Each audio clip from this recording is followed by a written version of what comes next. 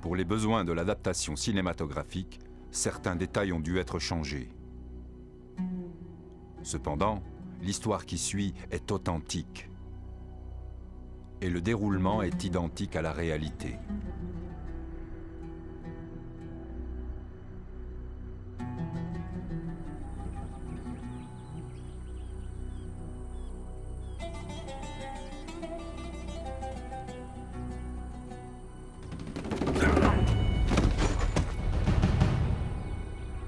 L'attaque par surprise est la clé de la victoire. Vous devez passer à l'action tellement vite que votre ennemi n'a pas le temps de réagir. Assurez-vous que vous tranchez bien d'une artère à l'autre. Soyez déterminé et énergique. Ne lui faites pas de cadeaux. Nous vivions et nous étions entraînés dans le désert pour une seule raison. Retourner en Égypte et renverser le gouvernement. Nous étions prêts à faire face à toutes les difficultés. Pour l'amour d'Allah. Nous n'avions rien d'autre en tête que l'appel de l'islam.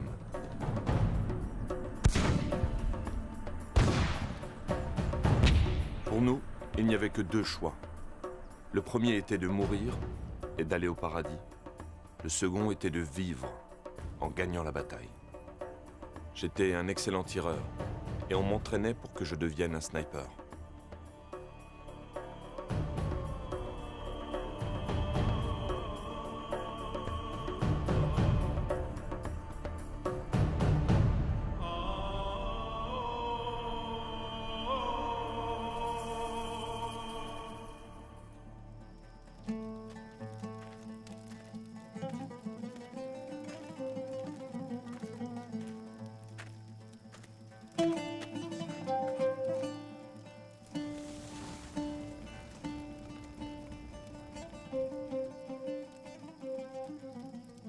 Et quiconque combatte dans le sentier d'Allah, tué ou vainqueur, nous lui donnerons bientôt une énorme récompense. Mustapha, ton frère est au paradis. Cette certitude doit te réconforter, mon frère. Et ne dites pas de ceux qui sont tués dans le sentier d'Allah qu'ils sont morts. Au contraire, ils sont vivants. Mais vous en êtes inconscients. Salam alaikum, Émir. Wa alaykum as-salam. Et qu'Allah vous protège. Comment va l'entraînement, mes frères? Tout va bien, Émir. Qu'Allah soit loué. Asseyez-vous. L'émir nous rendait visite régulièrement. Il venait voir où nous en étions avec l'entraînement. Un soir, il nous fit la lecture d'un article dans un journal du Caire. Il relatait l'arrestation d'un groupe de missionnaires qui étaient accusés d'avoir voulu convertir des musulmans dans un de leurs hôpitaux, en leur proposant des relations sexuelles et de l'argent. Des relations impures. À mort les infidèles!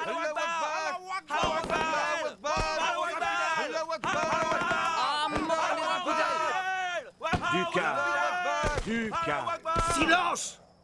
Pour nous tous, c'était une humiliation. C'était le mois du Ramadan. Nous ressentions le besoin de défendre notre Dieu et nos convictions. Tout le monde était furieux. Cet article dans la presse était une autre bonne raison de maudire encore plus les chrétiens. Les chrétiens prétendent que, Nous avons fait le vœu de mettre un terme à l'évangélisation des chrétiens, quel qu'en grâce à soit le leur prix. Bible, c'est eux qui la possèdent. Ils croient que ce livre révèle la parole de Dieu. Mais l'émir écarta la confrontation militaire. Il proposa une confrontation de logique, qui consisterait à écrire un livre prouvant que la Bible avait été modifiée et ne pouvait donc pas être prise au sérieux.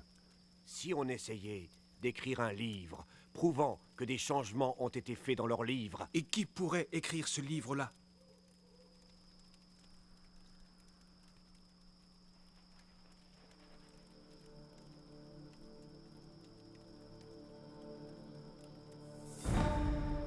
qu'est-ce qui te prend?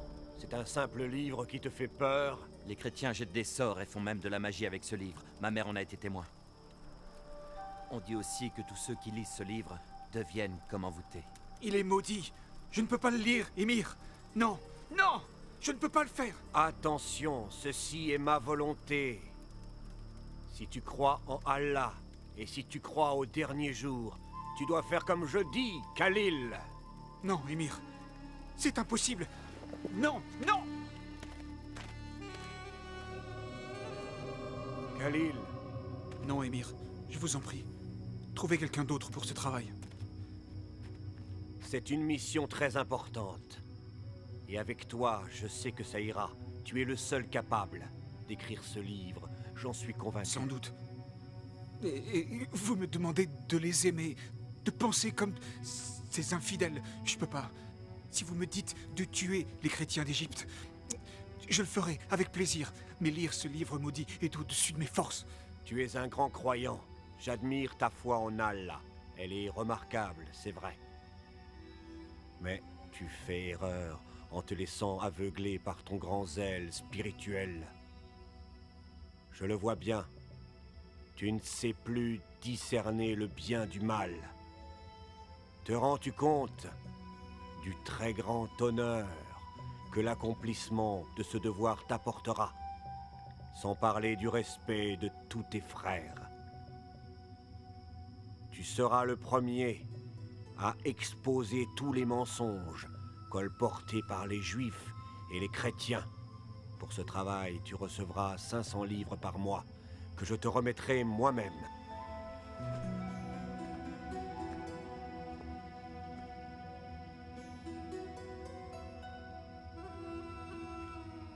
Nous avons abandonné l'entraînement dans le désert et je suis rentré chez moi. Un mois passa, mais je n'arrivais toujours pas à me mettre au travail.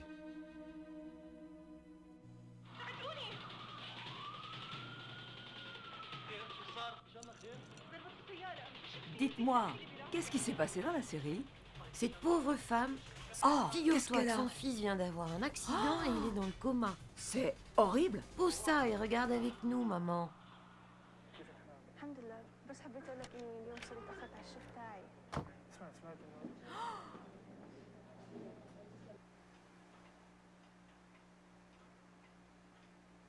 Khalil,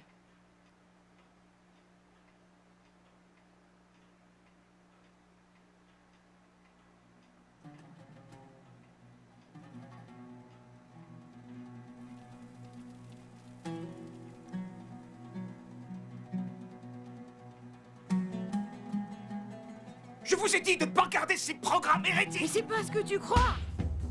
C'est ta sœur. Tu n'y touches pas.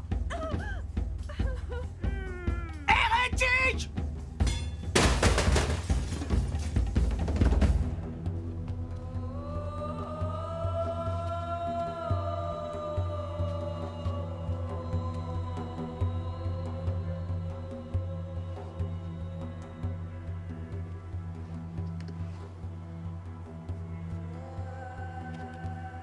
Finalement, je pris la décision d'obéir aux ordres de l'émir. Je lui devais obéissance. Alors j'ai commencé à accomplir ma mission. Mais je ne savais vraiment pas par où commencer.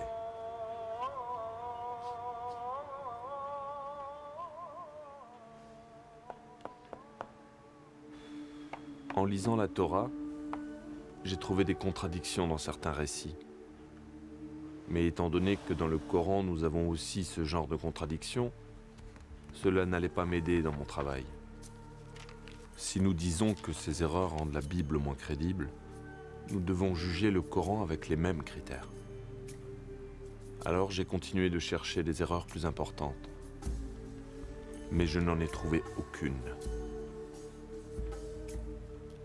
Ensuite, j'ai lu la Bible en entier. Mais je n'ai pas trouvé le genre d'erreur que je cherchais.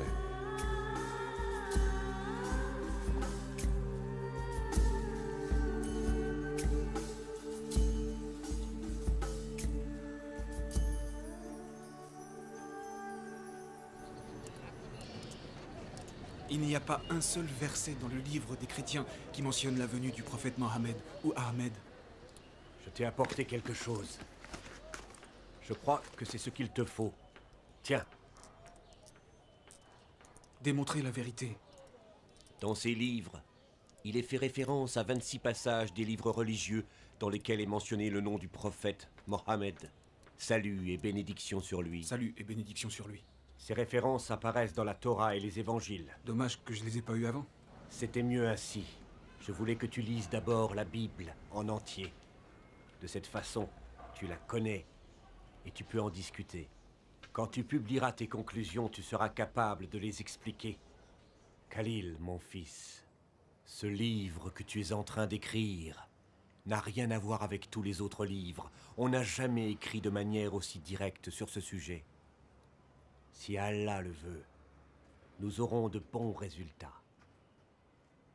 Si Allah le veut, j'ai pleine confiance en lui. Il nous aidera.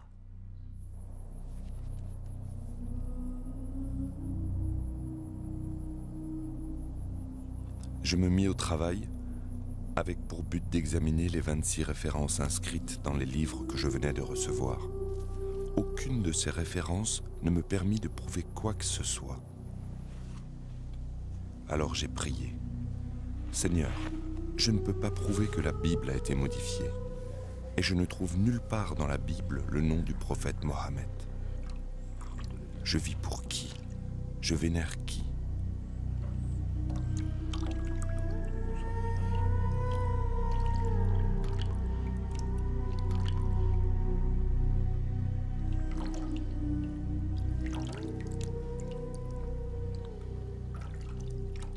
Et j'ai pensé, si la Bible est le vrai livre de Dieu, alors quel est l'avenir du Coran?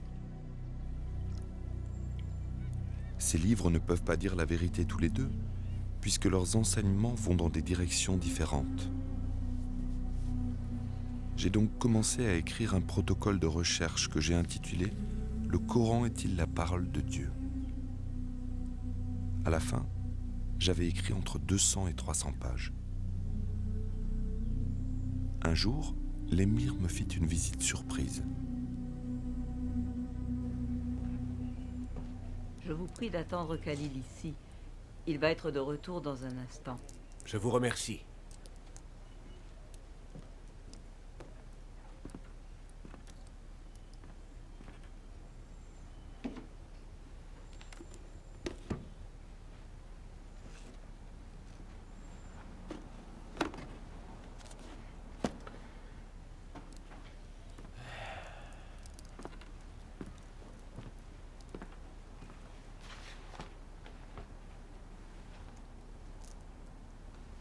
Gloire à Allah. Il a enfin commencé l'écriture du livre.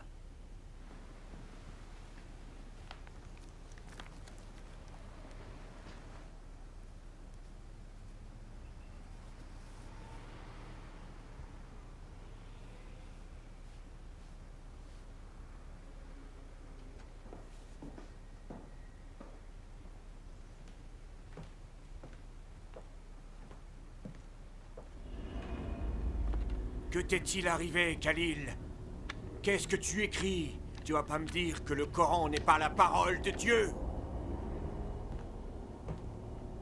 Si tu ne me crois pas, lis-le toi-même, lis. Tu ne crois tout de même pas que mes conclusions me rendent heureux? Plusieurs fois, je t'ai dit de donner ce travail à un autre homme que moi. Chaque fois, tu m'as dit que Allah m'avait choisi. C'est toi le responsable. Tu es le seul à blâmer. Nous t'avons donné beaucoup d'argent afin que tu dévoiles tous les mensonges des chrétiens, les infidèles. Non. Tu as dit que je devais trouver des preuves en lisant leurs livres. Et je n'ai lu que la vérité. Et ce n'est pas tout. Le Coran lui-même le dit. Aïssa ou le Messie, c'est Dieu. Tais-toi! Tais-toi! Je t'interdis de dire un mot de plus. C'est ignoble. Le Coran dit aussi Aïssa parle en parabole. Infidèle! Il reviendra sur des nuages. Il sera le juge de tous les Tais-toi! hommes. La sourate de Al-Maïda dit Aïssa a le pouvoir de créer toutes choses. Tais-toi! La sourate de Ali Imran dit qu'Aïssa a le pouvoir de guérir les malades et de ressusciter les morts. Aïssa reviendra sur les nuages. Et il jugera les nations le dernier jour. Je vais te tuer, infidèle! Tout est écrit dans le Coran. Je vais te tuer!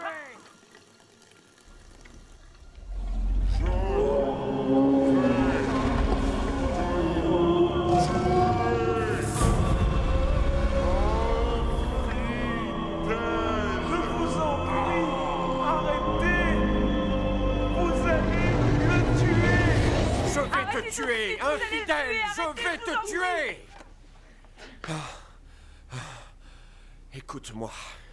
À partir d'aujourd'hui, on ne se connaît plus. Je préviendrai le groupe que tu as abandonné notre foi. Et si un jour tu veux montrer ces saletés, je te préviens, je te tuerai de mes propres mains! Infidèle! Khalil! Khalil! Mais je vous le dis, aimez vos ennemis, bénissez ceux qui vous ont maudits, faites le bien envers ceux qui vous détestent, et priez pour ceux qui profitent de vous et vous persécutent. Ne résistez pas à une personne méchante, et si elle vous gifle sur la joue droite, tendez-lui aussi la joue gauche.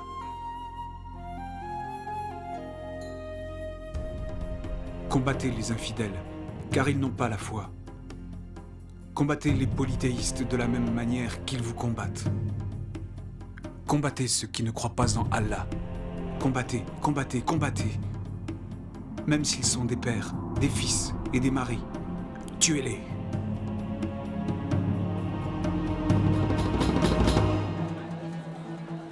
C'est bon de te voir. Je les renforme.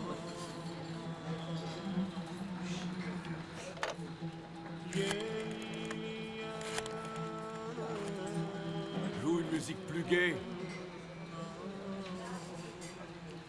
Allô, Timothée? C'est Khalil. Non, ça va. J'avais envie de parler avec toi. Bonjour. Un jour, j'ai téléphoné à un collègue de bureau qui était chrétien. Et celui-là, ça va toujours. t'as pas envie d'essayer? Si tu veux. J'espérais qu'il pourrait me parler des évangiles, mais il prit Non, peur tu et n'y es pas. raccrocha. Je voudrais que tu m'en parles, c'est tout. Puis je découvris avec stupéfaction qu'on m'avait volé ma mallette, qui contenait ma carte d'identité et ma Bible. Vous avez vu ma mallette? Quelqu'un a vu une mallette? Une manette? Oui, vous l'avez pas vue? Je l'avais posée là. Non, j'ai rien vu. C'était si important. Oui, il y avait ma carte d'identité et ma Bible. Eh, revenez! Revenez! Vous me devez une communication. Faut payer.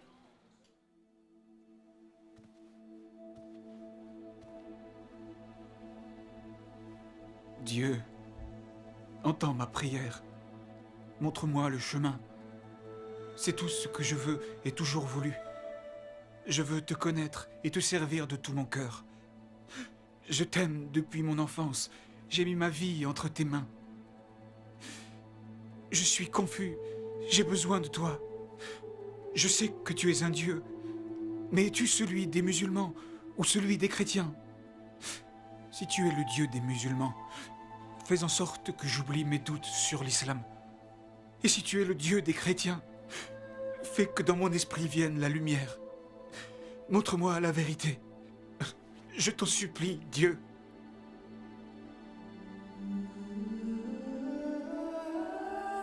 Cette nuit-là, je dormis profondément, comme je n'avais jamais dormi de toute ma vie. Quand l'aube commença à pointer, je fis un rêve.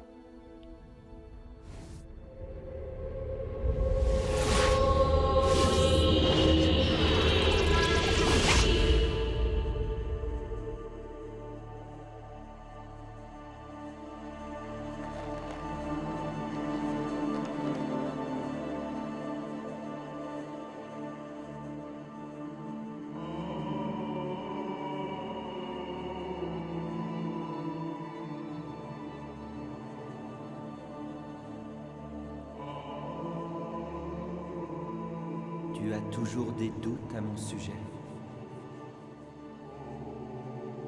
Qui es-tu? Je suis celui que tu cherches. Je ne m'en souviens pas. Tu lis le livre. Oui, je l'aime beaucoup. Oui, je le sais. Je ne l'ai plus. On me l'a volé. Le livre ne peut jamais être perdu. Lève-toi et ouvre ton armoire. C'est là qu'il se trouve.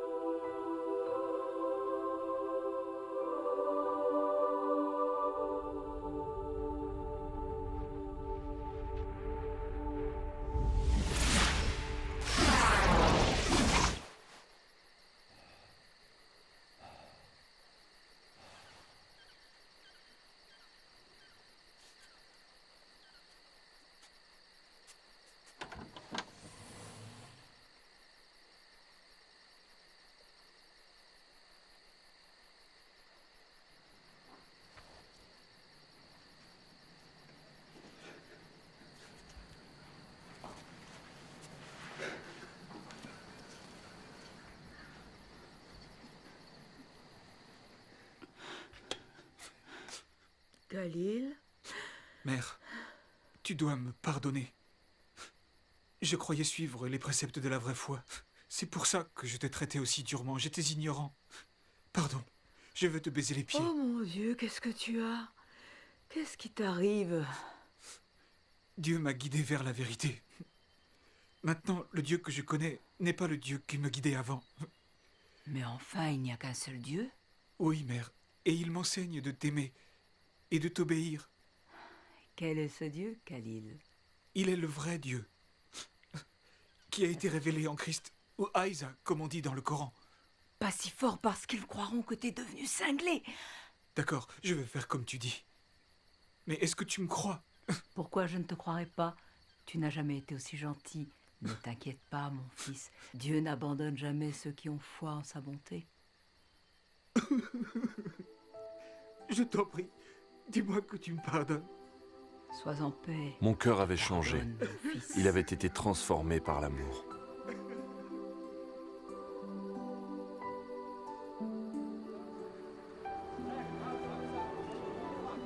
Je ne pouvais plus dormir. Je me suis promené jusqu'au matin. Tout ce que je voyais était magnifique. J'avais de la sympathie pour tous ceux que je rencontrais. J'avais envie de leur dire que je les aimais. Même les chrétiens, et eux, me connaissaient comme un homme violent et fanatique.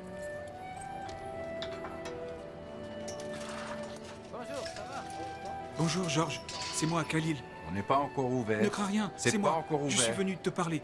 Je viens C'est un pas peu implorer encore ton pardon. ouvert. Je t'en supplie. On pourrait pas en parler plus tard? J'ai changé. Je le vois. Je ne suis plus le même.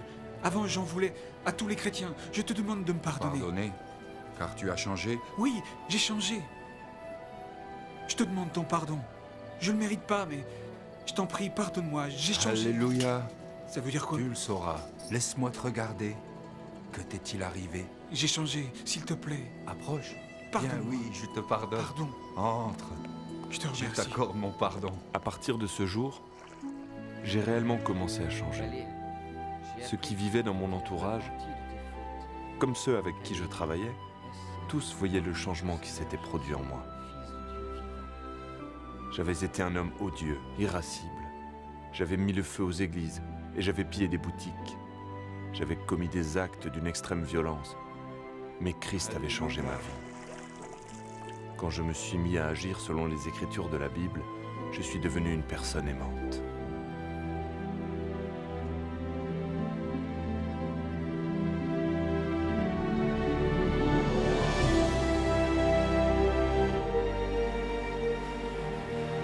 Je suis libre maintenant. Le Fils m'a donné ma liberté. La vie est en Christ et la mort est un gain. Dans le passé, la mort était un fantôme effrayant et laid. Mais aujourd'hui, la mort ne commande plus. Je suis maintenant en Christ et toute chose est nouvelle.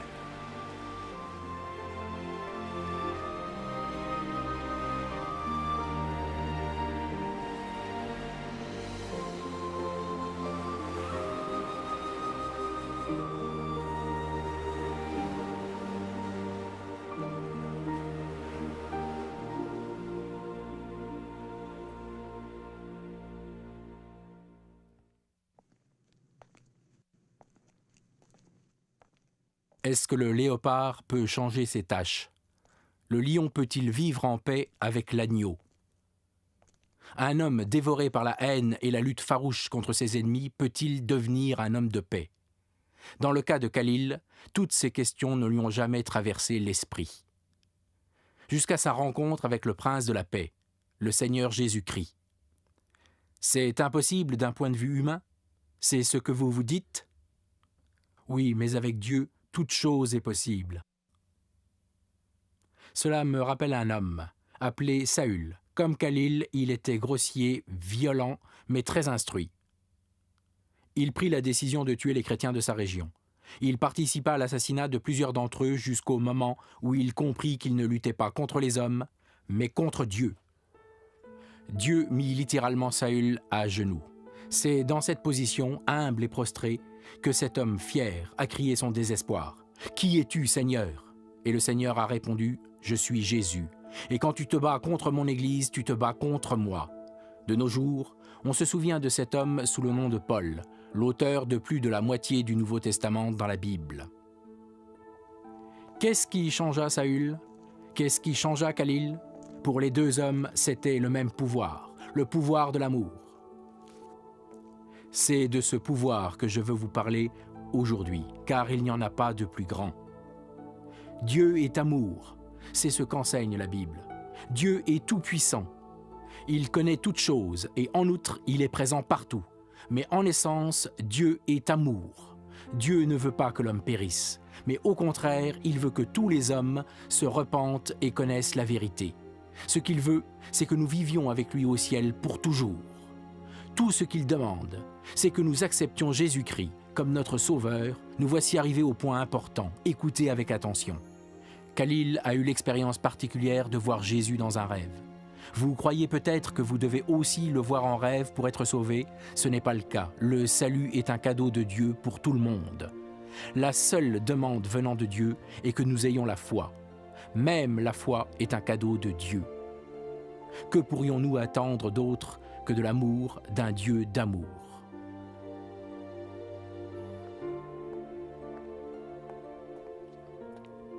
Aimeriez-vous recevoir le cadeau de la vie éternelle?